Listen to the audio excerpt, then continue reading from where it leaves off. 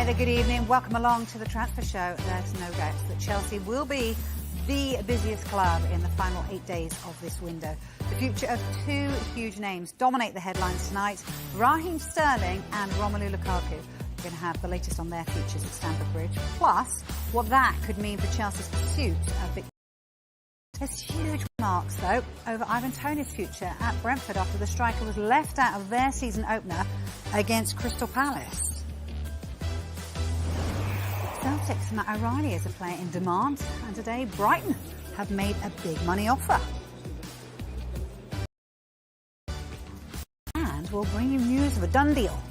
Oliver Skipp is now a Leicester player after completing his £25 million move from Tottenham, and they play each other tonight. But look, there is only one place to start, and that is the future of Raheem Sterling. Of course, was left out of Chelsea's matchday squad in that Premier League opener yesterday. As you can see, I'm joined by our chief reporter, Kaveh Solokol. Good to see you. Look, where are we with this? Because this was quite the announcement, wasn't it, yesterday during the day? Look, I think the sort of background to this is that Raheem Sterling didn't think that he was going to be leaving Chelsea this summer at all.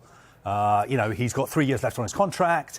At the end of last season, he had talks with people at Chelsea. He was given no indication that he was not wanted. He went away on holiday, came back early from pre-season, hit the ground running, new head coach, somebody he knows, Enzo Maresca, gets on with really well, featured in lots of pre-season games, thought that he was going to be a leadership figure going forward this season, was involved in lots of the pre-match media for the game against City yesterday. And then Friday, training at Chelsea. After training, he's pulled to one side by Enzo Maresca. Enzo Maresca says to him, Raheem, I've got to be honest with you. We've got a lot of players in your position. We're probably going to sign more players in your position as well. I've got a lot of respect for you. You're a very experienced, senior, respected player. I really think perhaps it would make sense for you to look at your options. And then I think Chelsea said, we'll give you a couple of days off now for you to process this news and work out what you want to do next. Now, my understanding of the situation is Raheem Sterling's not the kind of person who's going to throw his toys out of the pram, who's going to go on strike. He just wants clarity. Of course, I'm guessing he's disappointed. I'm guessing he's hurt. The news came out of the blue. His family is settled in London. He wanted to carry on playing for Chelsea. But I think, for what it's worth, Raheem Sterling is going to process what's happened and think, how can I make the best of this bad situation? And I think that is probably going to mean him having to leave Chelsea. And I think he would do that as long as it was a deal that suited all parties. So it suited his family first. It also suited him, and it suited Chelsea as well. But it is a big, big turnaround, because up until, 3 days ago, nobody had any idea that Raheem Sterling didn't really have a future at Chelsea, and even he himself didn't know that either. Yeah, lots of people are talking about this today, as you can imagine. Lots of people wading in on the debate about it. He is a legend of the club. You know, he's, as you said, he's a senior player for this club. Do you think there's any chance that he will play for them again, or do you think this will be it? I think there are talks going on. Enzo Maresca, yesterday after the game against City, in his press conference, he basically said, Raheem Sterling wants clarity. We're going to give him that clarity in talks in the next few days. Those talks could be today. Okay. So he will be talking about his future, and he will be talking about his options. But I think you're right. He's the kind of player at this stage of his career and what he's achieved in the game, somebody who's played for England 82 times, somebody who was one of the first names on Gareth Southgate's England team sheet up until the World Cup in Qatar. After that, he hasn't featured. But he is a player that clubs are going to want. The only issue, I think, is, his contract. He's on a lucrative contract at Chelsea. Not his fault. No. That was the contract he was given 2 years ago by Chelsea. So, look, he could dig in. He could say, I'm going on strike. I'm not going anywhere. I've got 3 years left on my contract. My family is settled here. But unless I'm totally wrong and I'm coming to the wrong conclusions from the information that I'm hearing, I think he's not that kind of person. I think this is a blow, but I think he will try and look ahead and try and take this on the chin and say, OK, you know, Chelsea's a club that's changing a lot. They're saying to me, I'm not going to play regularly. I need to be playing regularly. I need to find myself another club. And we know clubs like Juventus have been interested in signing him. Concrete interest. I know that for a fact. Juventus contacted Chelsea 3 or 4 weeks ago to ask about Raheem Sterling. Now, I'm not sure if anything has come of that, but those are the kind of be able to make sure a lot of clubs in the Premier League would be interested in him as well. But let's wait and see first what happens in these talks that he's having with Chelsea. OK, all right. Thank you very much indeed, Kaveh. OK, so we've heard what Kaveh thinks about it as well. Let's just hear what Maresca said about Raheem Sterling. This is what he had to say. Do you want Raheem Sterling to stay at this club? I want Raheem Sterling, but I want all the 30 players that we have, but there is no space for all of them. So for some of them, they have to leave. Completely understandable, you know, to make a statement like that. I thought the statement was very good. Look, there's a lot of instances, and this happens not only all over football, but in sport, when things don't go entirely your way. And the easiest thing to do really is to throw the toys out the pram. And I can, you know, when you look back at your own career, you kind of think to yourself, well, maybe, you know, maybe you should have just sort of held your ground a little bit more and maybe not said things that in the heat of the moment that you regret later. So I think considering, like I said, you know, that he was left out of the squad, and, you know, it would have been easy both for him or his management. We don't know, behind closed doors, maybe something was said. But for his management to release a statement like that, I thought that was a classy way to put it. And if he's willing to stay there and to fight for his place, he's got a contract, then he's got every right to do that. OK, we've done our substitutions of our own here. So Kaveh's out, Damashek, Mark McAdam now join me. Let's get into the rest of the news from Chelsea. As we said, they're going to be one of the busiest clubs in the next 8 days or so. We're seeing pictures here. Romelu Lukaku, Victor Osimhen. What's the latest on the situation here? Yeah, Napoli are pushing because they've made an official bid now for the Belgian international striker, Romelu Lukaku. It's understood the proposal is an initial loan with the obligation to buy, and that total package is worth around 30 million euros. That's including the season-long loan fee as well as the obligation to buy as well. We do know that Chelsea have always wanted to do a permanent deal, and clearly that is not a permanent deal that Napoli are offering. But it was thought initially that Victor Osimhen's future was going to be really key to whether Napoli could go and buy or even do a deal for Romelu Lukaku. If Chelsea were to accept that loan, which we don't expect them to, then it would give them breathing space, Napoli, about the Victor Osimhen situation. It wouldn't necessarily mean that they'd have to do a deal for Victor Osimhen to be able to do that loan deal initially with Romelu Lukaku. Of course, it would help, but it would just leave them that final 2 weeks of this window to be able to try and do that deal. Chelsea are still working on a deal for Victor Osimhen. Okay. However, it's a really problematic, complicated, complex, simply because of transfer fees involved and, of course, the wages as well. It's clear, though, that Napoli want to do this deal on their terms. That's why, even though they know Chelsea want to do a permanent deal, they're kind of throwing it out there. Let's try and do an initial loan with an obligation to buy. But Napoli and Chelsea will know this. Their need has been heightened now because they started their season horrifically with a 3-0 defeat against Hellas Verona. And Antonio Conte, the new Napoli head coach, who is desperate to bring in Romelu Lukaku, has called that performance shameful. So that's a message to the Napoli hierarchy. You better hurry up and sort this deal out. Against the Paris Saint-Germain are still interested in signing Victor Osimhen. But we think that that's going to go towards the end of the window, maybe the final few hours of this window. And all of that, PSG are pressing ahead with the deal. PSG are pressing... Napoli, sorry. Got so many clubs involved here. Napoli are pressing ahead with the deal for David Neres from Benfica, who's costing around 30 million euros as well, which they would have hoped to have been spared for the Romelu Lukaku deal. So everything seems to be interlinked here. But what we do know, Napoli want to do a deal. They want to do it on their terms, which is a loan.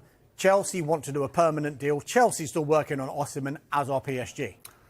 Well done for explaining all that. It doesn't help matters, does it? Because they've got so many players on their books.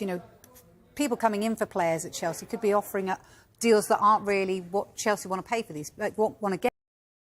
You'd expect Chelsea super busy in the next, trying to get these done and to get the best deals possible. I'd imagine Chelsea will probably be the biggest club between now and next Friday, and we'll be speaking about them on every single transfer show. There's obviously going to be a number of outgoings, likes of Ben Chilwell's a question mark over him. Armando Broja has obviously been linked to a couple of Premier League clubs. We know that there's a situation ongoing with Conor Gallagher and Nathaniel Chalobah as well. So whilst they're looking to try and recruit for the first team, there's going to be large-scale departures, it would certainly seem like it at Chelsea at the moment. Yeah, Mark mentioned Conor Gallagher there. He's still in limbo at the minute because he's still waiting to complete that £36 million move from Chelsea to Atletico Madrid. That fell through, remember, a couple of weeks ago when Sam Omorodion's move from Atletico Madrid to Chelsea broke down over personal terms. But since then, Chelsea have been working on a deal to sign the Atletico Madrid forward, Joao Felix, who they had on loan a couple of seasons ago. Wasn't a fantastic loan spell, admittedly, but this is the player that could unlock Conor Gallagher's move. Now, over the weekend, we were reporting that it was very, very close indeed, that the talks were over the structure of the fee and the makeup of the performance-related add-ons. There are a number of reports now emanating that this one is as good as agreed now. So it can be full speed ahead for Joao Felix from Atletico Madrid to Chelsea.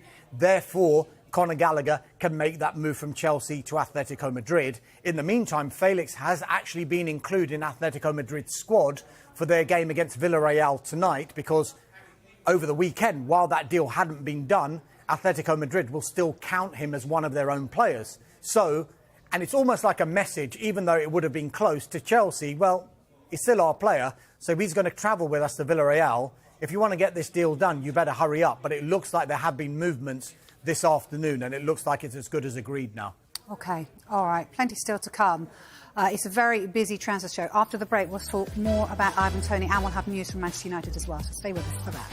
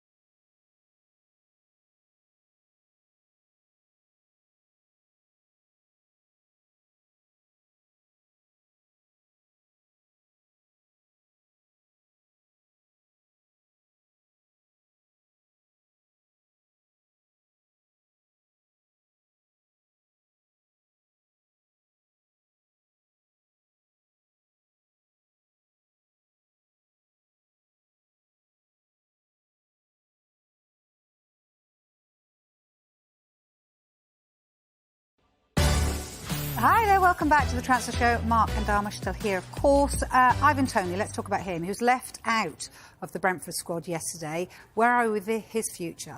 Yeah, one of the big talking points over the course of the weekend, wasn't it? And this stems from an offer that came in some time ago that Brentford rejected from the Saudi Arabian Pro League club Al Ahly. He was dropped by Thomas Frank, and he said it was because of speculation around his future. And there'd obviously been a lot of noise in the build-up to the game, and he didn't feel the player was in the right frame of mind to focus on playing for Brentford. Incidentally, they went on to win 2-1 and won quite comfortably, some might say, without Ivan Toney. Maybe this is a sign of things to come as they prepare potentially to move on without him. The reason why we're having this discussion, because he's into the last year of his Brentford contract. When he signed from Peterborough in the summer of 2020, he signed a 5-year deal.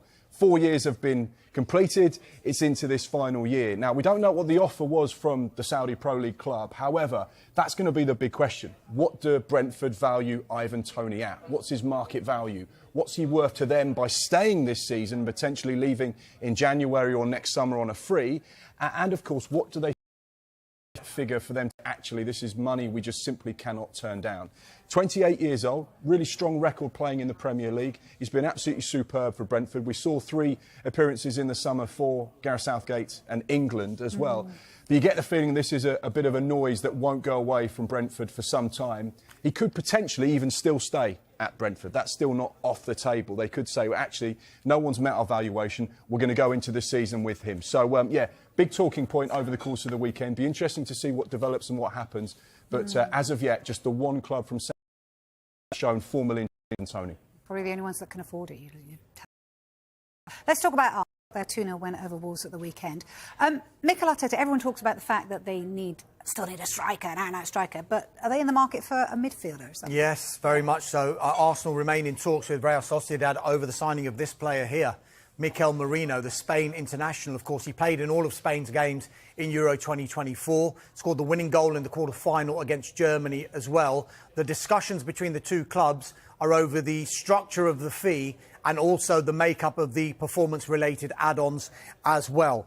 He was actually left out of Sociedad's squad for their defeat on Sunday night against Rayo Vallecano, and his manager, Emmanuel Alguacil, said his omission was because he was in talks with other clubs. So he's pretty open about it. And after that, the president of Real Sociedad has also been quoted as saying the following: "We will talk to Arsenal and defend the interest of Sociedad. Well, consider that the offer is still say yes," which would imply that the offer might be good, but not good enough just yet for Real Sociedad. We know what Merino's wishes are, so we decided not to call him up. On Merino's wishes is to call him up. It's our understanding that is to go to Arsenal. Personal terms not expected to be a problem. And Sociedad are a little bit hamstrung because he's entered the final year of his contract. So this is effectively, if he's going to go to a club outside Spain, is effectively the best time to be able to get the most amount of money for him. OK, whilst that was going on, you've got some huge breaking news that you alluded to, Derms, but now you've got the news on it from Chelsea, haven't you, Mark? Yeah, confirmation on this one. Chelsea have agreed a permanent deal with Atletico Madrid for João Felix. That means Conor Gallagher's transfer to Atletico Madrid is now back on. So this is the news we've been talking about. It's been rumbling on in the background for some time. We knew that there were complications with regards to that potential deal with Conor Gallagher because of the breakdown in the deal with Samu Omorodion. João Felix, the one that was going to be heading from Atleti to Chelsea to make sure that Atletico Madrid were financially viable with the rules. And then, now that this deal has been agreed, Conor Gallagher, who's been back training alone in the UK after the 5 days in Madrid, now potentially free to go and complete that move to Diego Simeone's side. So, yeah, just confirmation there that Chelsea have agreed a permanent deal with Atletico Madrid for João Felix. So Conor Gallagher can be free to go. OK. Let's turn our attentions to Manchester United now. Darmish, what do you got on that? Because what about Scott McTominay? Any closer to leaving? So it should be said here, Manchester United will only consider offers for Scott McTominay if the player himself makes it clear he wants to leave, number one. And number two, if that is the case, that they receive a suitable offer for someone like Scott McTominay. So they would have to be satisfied on those two fronts before they would consider selling him, because United are understood to be happy to keep Scott McTominay. Eric Ten Hag has been very public in his interviews when he's spoken about him for something that nobody else can in that squad. Scored 10 goals for Manchester United last season as well, among their top scorers for them last season. However, Fulham, we do know that they're very, very interested. They have reopened talks with Manchester United over the signing of Scott McTominay. They had 2 bids rejected earlier on in this window. They weren't expected to go back unless there was room for negotiation on Manchester United's asking price. So maybe they're getting some sort of encouragement from Manchester United that maybe a deal can be struck. Now, I mentioned those 2 bids. We reckon they were in excess of £20 million that Fulham were offering. So we do know some sort of idea what Manchester United would be looking for. The other club that's interested in Scott McTominay is Napoli. Oh, okay. They retain an interest in him, but it goes back to what I was saying before with regard to Victor Osimhen. We think they would probably need to sell Victor Osimhen to generate more funds to be able to do a permanent deal for Scott McTominay, maybe Billy Gilmour as well, maybe Romelu Lukaku as well. But we do know at the moment Napoli's focus is on Romelu Lukaku. As for Scott McTominay, he's entered the final year of his contract, but Manchester United do have the option of extending that for a further 12 months. OK, we saw 3 debutants, didn't we? There's 4 in the... What does this mean for any more coming in? Well, they're still in the market to strengthen where possible. Eric Ten Hag would love to add another player or 2 to that Manchester United squad. Yeah. As Dharmesh has touched upon, finance depending, they need to make sure financially things work out in the right way. And, of course, they don't want to have an overinflated squad, so it's essentially a one-in, one-out policy. We know that Manuel Ugarte is one player that is very much on Manchester United's radar. You describe this as a live option. The talks with PSG continues. There is still a gap in valuation for the player. However, Manchester United are playing a waiting game here. They're being very patient with regards to this situation because they know the player wants to come to Manchester United and they know that PSG want to do a deal. However, the longer they leave it, the closer it gets to deadline day, the more chance not only will they be able to shift players out the door, but also they'll be able to get the one they want, which is Ugarte. A couple of other names to keep an eye on. Sofiane Amrabat, of course, on loan at Manchester United before. They're still in talks there with Fiorentina of a potential deal, but at this stage, nothing close. And Sander Berge at Burnley as well, another player to keep your eye on. Okay. What we've been talking about throughout the window is budget and squad space. So it's not just McTominay potentially leaving Manchester United. We know that Panathinaikos are in advanced talks with Manchester United over the signing of the winger Facundo Pellistri. Okay. He's got 12 months left on his contract. United have the option to extend for a further 12 months. It's understood that Pellistri himself would welcome the move. He'd be open to it.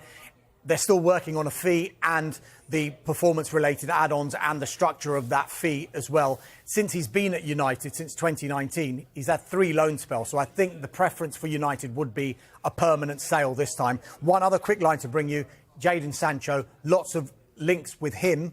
He's expected to stay as it stands at Manchester United. Lots of interest, as I mentioned, but no formal bids as such. You've got about 30 seconds to tell us about Barcelona and Ilkay Gundogan. I can do it in 30 seconds, Vicky, don't you worry. Quick. Barcelona are open to letting Ilkay Gundogan leave. Of course, there is the link back to Manchester City. At this stage, there are only reports, but we'll go into more detail. He's also announced national retirement as well today. So, yeah, big stories surrounding him. OK, brilliant stuff from you, as always. As we said, so much to cover tonight. It is a very, very busy evening here on Sky Sports News. We will be back at 7 o'clock for a full hour of transfer chat with Dharmesh and Mark. So stay with us for that. Next, we'll have more ahead of this big game this evening, Leicester against Tottenham.